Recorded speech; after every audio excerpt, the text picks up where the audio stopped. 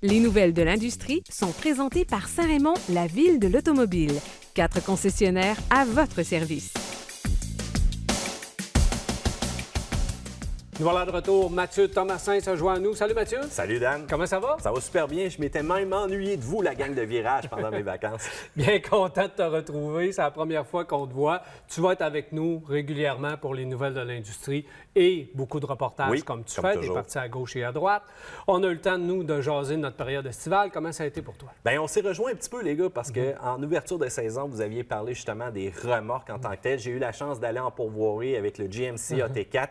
Puis tabarouette, effectivement, qu'il y a du monde qui néglige l'entretien sur leur remorque, très important. Puis je dois dire aussi que j'ai été surpris par l'économie d'essence de ce camion-là, en plus d'avoir quelques belles grosses prises, donc j'ai eu vraiment du fun.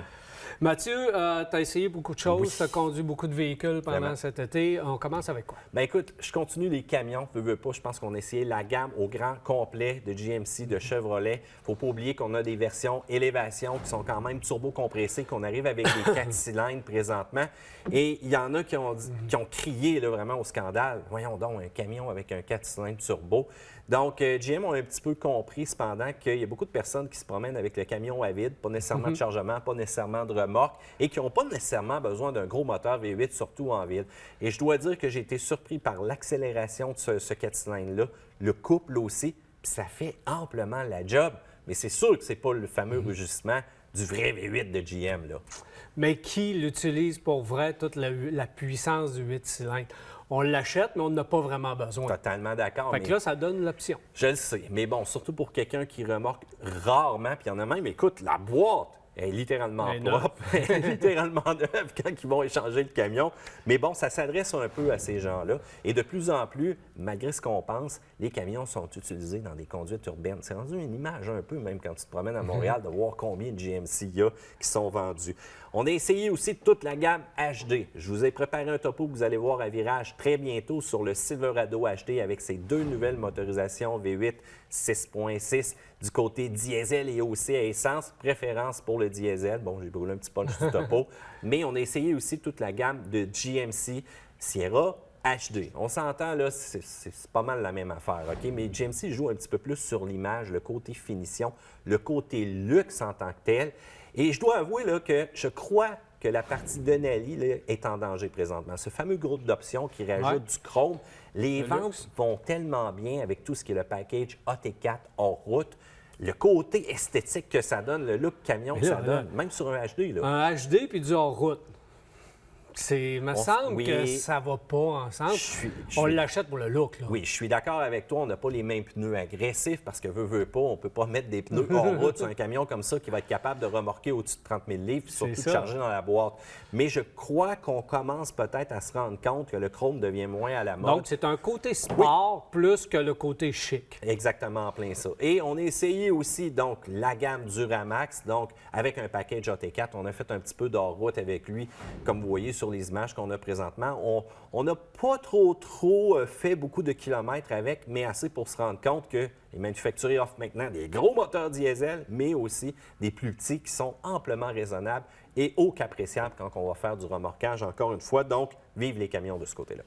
Autre véhicule. Oui, bien, autre véhicule, plutôt technologie, parce qu'on a eu la chance d'aller voir du côté de Honda, leur centre de recherche et développement. Et ce qu'on voulait nous présenter, c'était surtout un nouveau coussin gonflable côté passager. Bon, tu te rappelles, écoute, je pense qu'un des plus grands scandales de l'automobile, c'est les fameux coussins gonflables Takata qui ont coûté la grosse scène. Donc, Dan, c'est important qu'on mette justement de l'effort à développer des nouveaux coussins gonflables et on arrive justement avec celui-ci de Honda qui s'en vient très bientôt dans les voitures de production. Donc, grosso modo, l'ancien du côté passager, lorsqu'il y avait une explosion du coussin, la tête allait frapper et souvent on rebondissait et on pouvait avoir des déplacements au niveau du cou. Et c'est là que c'est le plus dommageable côté blessure, surtout au travers du temps. Donc, ce nouveau coussin gonflable-là, c'est comme s'il crée une zone d'amortissement à l'intérieur et il vient littéralement entourer la tête du passager lorsqu'il va avoir un impact. Donc, quand même une technologie super intéressante. Et on ne pense pas non seulement à la sécurité à l'intérieur pour les occupants. Ça, c'est le classique. Il y a une panoplie d'éléments de sécurité qui existent maintenant. Mais Honda voulait aussi nous présenter tout ce qu'il y avait autour de la voiture. Donc, de plus en plus, on pense aux piétons. Et j'ai adoré le test qu'on fait pour voir quel est l'impact en tant que tel qu'un piéton va avoir sur le véhicule. pas pour le véhicule, pas pour être sûr que lui sorte en une pièce, mais pour être sûr de créer le moins de blessures possible à celui-ci quand un fâcheux incident arrive. On veut que la voiture absorbe. D'ailleurs, c'est le capot. Le capot, on travaille beaucoup sur le capot pour qu'il absorbe les chocs. Le design, les matériaux, les lignes. Limiter les blessures à la tête. Là. Exactement. C'est ça qu'on essaye de faire le plus possible. Et le ballon gonflable, là, oui. Tu vois ça, souvent des blessures, des brûlures dues au ballon gonflable, puis tu as l'impression de frapper le tableau de bord. Il n'y avait pas grande différence entre les deux. Là. Souvent, les blessures arrivaient du ballon gonflable. Alors, si il est gonflé moins dur, je pense que ça peut avoir quelque chose de bien. Exactement. Puis c'est de voir aussi la conception qui va vraiment maintenir en place. Ça, c'est vraiment un gros plus. Et même, tu parles de piéton, il n'y a pas seulement la tête non plus qu'on teste les impacts, il y a vraiment au niveau des jambes aussi. Puis, ce qui est très difficile de concevoir quand on regarde des vidéos, c'est de voir la force de l'impact qu'il y a. Parfois, on ne va pas vite nécessairement, mais c'est d'entendre le son une fois qu'on est sur place. On a eu la chance d'être capable de voir un test d'impact d'une Civic coupée flambant neuve, 64 km/h. C'est terminé, là. La voiture est en pièces. Mais les occupants à bord, tu vois toute l'absorption d'énergie d'un bloc de béton qui, lui, ne bouge pas. Lui, il n'absorbe rien, mais tu vois toute la dissipation qu'on a à l'intérieur des matériaux et les occupants en ressortent sans aucune problématique. Mais c'est normal que maintenant, les véhicules d'aujourd'hui, quand ils frappent, oublie ça, c'est fini. Donc, qui dit un véhicule qu'on doit remplacer, dit prime d'assurance qui monte un petit peu plus vite, mais ce n'est pas au détriment de la vie des personnes qu'on protège. On fait beaucoup de recherche et développement. C'est incroyable de voir à quel point on fait de recherche et développement. Volvo a annoncé là, les année modèle 2020 et en montant, je pense que c'est 2023, on ne veut plus de décès dans leurs véhicules. Exact. Donc, évidemment, tout ça passe par la recherche-développement, puis on fait des tests. Les ingénieurs, c'est des héros sans cap. Je te le dis tout de suite, là, à tout ce qu'ils pensent. Puis c'est le fun parce que dans le reportage, ils reçoivent des lettres puis sont justement encore plus motivés de gens qui partagent leur expérience grâce à justement leur ingénierie qui leur a sauvé la vie dans le véhicule qu'ils conduisaient. Donc, ce n'est pas à négliger la sécurité. On chiale qu'on paye les voitures trop chères. C'est toujours trop cher, sauf que lorsqu'on regarde tout le travail qui est fait en arrière, c'est assez hallucinant. C'est quelque chose. Puis tout ce qui a été fait comme progrès, là, des années 70, tu avais un accident avec un véhicule, bonne chance. Bonne chance, oui. Là, aujourd'hui, tu vois que ça a évolué énormément. Dans le temps, c'était l'arbre qui bougeait puis le char qui restait intact. Mais toi, à l'intérieur, c'était tough aussi. Donc, d'autres essais que j'ai faits quand même cet été. Un qui est justement technologique, la fameuse Toyota Mirai. Donc, on va avoir la chance de vous en reparler. Et il ne faut pas oublier que le gouvernement aussi se lance dans un projet pilote. J'ai été poivré de commentaires d'amateurs de véhicules électriques. Je vous comprends, mais à un moment donné, il faut être ouvert aux nouvelles technologies. Puis je pense qu'on a quand même des percées intéressantes, peut-être dans le transport commercial, peut-être dans les gros véhicules, comme on teste présentement du côté du port de la Californie pour Toyota. Il ne faut pas oublier là, que les grands paquebots, les bateaux de ce monde, quand on a eu des bateaux de touristes qui sont venus à Québec, là, les moteurs roulent 24 heures sur 24. Ça serait quoi d'avoir une technologie intéressante de pile à combustible comme ça? C'est du développement, c'est de la recherche, c'est de l'investissement qu'on ne peut pas cracher dessus. Il ne faut pas oublier que notre électricité... Ça fonctionne bien. Là. Oui. Ça va bien. Là. Le système, la pile à combustible, la Mirai, c'est ça.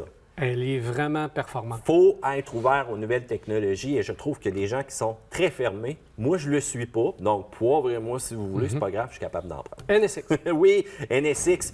Quelle voiture ultra performante. J'ai eu la chance de mettre la main là-dessus. D'ailleurs, on a fait un Québec-Montréal avec celle-ci. Ben, en fait, on a atterri à Montréal d'un autre événement. Et là, tout de suite, le premier défi, c'était le casse-tête du coffre. On a joué à Tetris avec nos valises pour réussir à rentrer ça. Je vous dis tout de suite, achetez pas une voiture sportive exotique pour son coffre. Mais oh, quelle belle technologie à l'intérieur du véhicule. Et même cette année, on a encore fait des améliorations au niveau de la tenue de route, au niveau de l'électronique. Un petit peu déçu au niveau du système multimédia à l'intérieur. Cependant, on aurait pu rajouter quelques menus comme les voitures américaines de performance. Je te dirais, ça m'aurait fait plaisir. Mais je dois t'avouer que j'ai été surpris par la confiance que tu peux faire derrière le volant à ce véhicule-là qui est une fusée spatiale. Un véhicule qui est hybride. Tu vas te promener en ville, aucun son de moteur. Tu vas avoir quand même une économie d'essence qui est super intéressante pour un exotique comme ça. Écoute, j'ai fait une vidéo sur ma chaîne YouTube. Je vais inviter les gens à venir le voir parce que c'est vraiment exceptionnel. Rapidement, Eclipse Cross? Ben oui, Eclipse Cross, j'ai été un petit peu déçu par le côté marketing. Le Super All-Wheel Control. On fait beaucoup de marketing au travers de ça, mais dans nos tests justement qu'on a fait, on s'est rendu compte que ça chauffe assez rapidement. Donc, si jamais vous achetez ce véhicule-là, faites attention. Si vous remorquez et si vous sollicitez beaucoup le système de traction intégrale, c'est pas aussi super que ça. On espère qu'on va avoir de l'amélioration. Et Dan, Subaru Legacy, je vous prépare un topo aussi pour ce véhicule-là. On s'en va très bientôt essayer la nouvelle Subaru Outback, mais j'ai un scoop pour toi. On arrive très bientôt avec un Crosstrek hybride du côté canadien. Donc, je voulais vraiment vous le mentionner là. On va s'en reparler très, très bientôt parce que c'est sûr qu'on va faire l'essai, mais un Crosstrek hybride branchable, traction intégrale de Subaru et 27 km grosso modo d'autonomie purement électrique. Là, c'est calculé sur le side de mon côté. Mais ce qui va être intéressant... Ça ressemble peut-être un peu au système de Toyota, ça? Et que ça ressemble un petit peu, j'ai hâte de voir. Mais pour l'instant, disponible sur le site US à 35 000 US pendant. Oh, ça ne sera pas donné, mais si on va voir, on va attendre l'autonomie et les aura détails, puis on jugera du prix après. Merci beaucoup, Mathieu. Ça fait plaisir, Dan. Alors, voilà, Mathieu Thomasin pour les nouvelles de l'industrie. On s'arrête à Virage et on va revenir.